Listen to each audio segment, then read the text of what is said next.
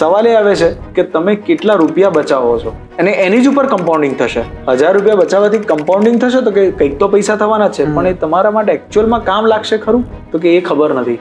તમે જ્યારે initial stage ઉપર છો એટલીસ્ટ 25% બચાવો.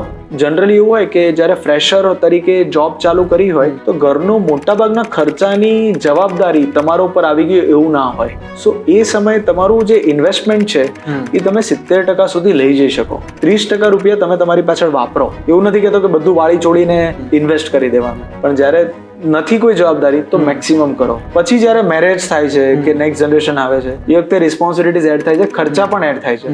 તે ધીમે ધીમે 70% વાળું તમારું જે બી સેલરી એ વખતે હોય કે ઇન્કમ હોય એને એટલીસ્ટ 50% કે 40% કરો. એટલીસ્ટ એ 40% તો થવું જોઈએ. ટકાવારી ટર્મ ઓછું થયું પણ તમારી જ્યારે સેલરી વધી ને ત્યારે ફરી પાછું ઇન્વેસ્ટમેન્ટ તમારું બીજું એક્સ્ટ્રા થશે. અને પછી જ્યારે નેક્સ્ટ જનરેશન આવે તો keep this thing very clear કે એટલીસ્ટ જે એ પછી તમારો એક્સપિરિયન્સ બી જે છે એટલીસ્ટ 3-4 વર્ષનો થયો હોય, સેલરી પણ સારી આવતી હોય તો એટલીસ્ટ 25% જે છે કે 30% એ તમે રેગ્યુલર બચાવતા હો. જે વ્યક્તિ 25-30% બચાવે એ કેસની અંદર લગભગ એમ કહેવાય કે એની બધી નીડ્સ જે છે એ ફૂલફિલ થઈ જતી હોય.